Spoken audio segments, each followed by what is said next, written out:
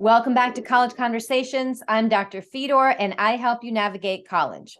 Please remember to hit subscribe, like, and share this video with your friends who also need help with personal finance.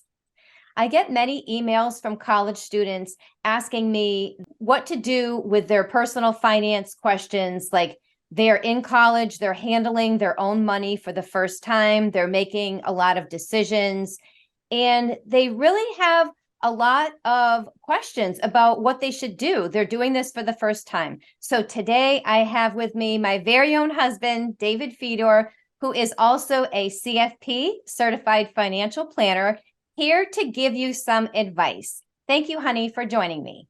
Oh, you're welcome. Thanks for asking me to be on your program. So when I was a young college student, one of the things that I had to be watchful and wary of was how easy it was to spend money on things that you didn't really need.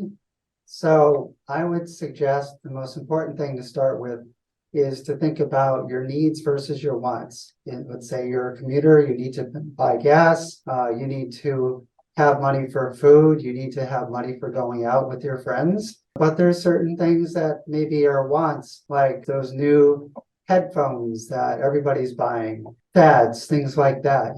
Be careful of your clothing expenses and what you're spending your money on regarding that. So needs versus wants is super important. If you can prioritize and take care of the needs first and then the wants second. Are there any good ways for me to organize my money? What would you suggest? What I've recommended to my children is using a program or an app called Mint. If you use Mint, you can connect it to your bank account and it'll track where your money goes. If you want to go to the next level and create yourself a budget, the budget is where you can set aside and say, okay, X amount of money is going to go for my needs and X amount of money is going to go for my wants. And the program itself, the app, if you use it on the phone, will take tracking into account and be able to help you to track where your money goes so that at the end of the month or the following month, you can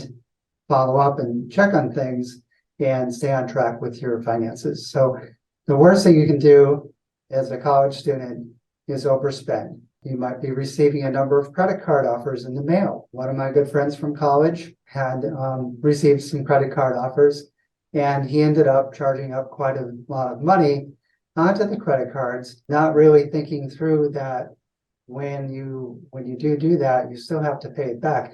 And the interest rates are really, really exorbitant on these credit cards.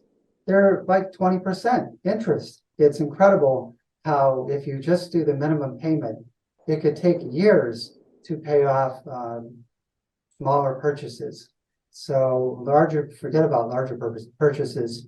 It could take a long, long time. So keeping that credit card debt in check by really thinking about carefully what you're going to spend your money on. If you don't have that money set aside in the bank already, you shouldn't be spending it on your credit card. I'm going to repeat that. So if you want to go out and buy an item for $200 or $500, make sure that you have that money in the bank so that next month that credit card bill can be paid off in its entirety. And if you can't pay it off in its entirety, you really should think carefully about whether or not you really need that expense. That is good advice.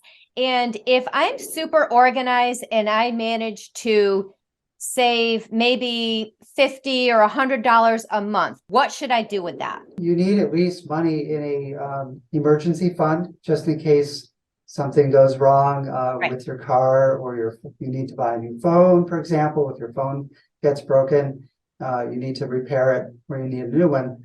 You need to have money set aside in an emergency fund. So that's number one.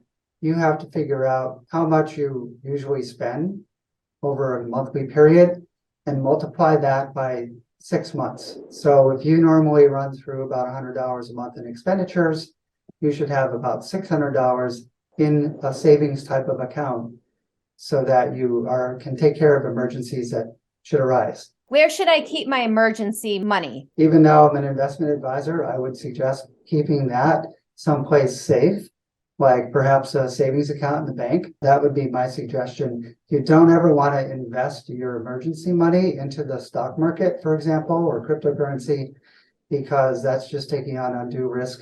And you don't want to put your emergency savings at risk. So after I have my emergency fund money taken care of, if I then manage to scrape together, say, $500 to $1,000, what should I do with that? Well, when you start getting into the bigger numbers there, then you can start looking at alternatives such as an index fund or a mutual fund that you can invest your money into, where you can have potential growth over the long run. But you really shouldn't put any money into the stock market that you can't afford to lose, or let me rephrase that, that you can't put aside for at least 5 years. So if you are willing and able to not touch the money for 5 years, then your odds are pretty good that when you go to take the money out, that the investment will have grown.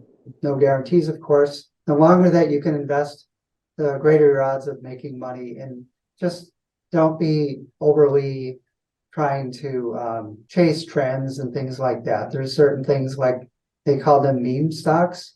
They're on these chat boards, message boards, and whatnot. They could be a high flyer one day, but the next day you might end up with losing 80% of your money. So I definitely wouldn't advise going that route. Just go with a slow and steady automatic monthly investment program into something more like an index fund or something like that. So to recap, the advice is look at your needs versus your wants and try to only buy your needs, try to only buy what you need. Don't charge anything on a credit card that you can't afford to pay off the following month. And the first thing you should save for is your emergency fund and put that money someplace safe. Right.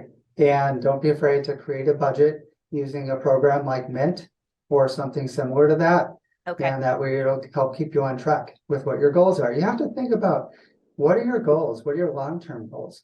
Sure, you have your day-to-day expenses, but where do you want to be 1 year, 2 years, 5 years, 10 years from now? That's going to be our topic for a future video, is long-term planning and so forth. So I think we've covered the basics for today.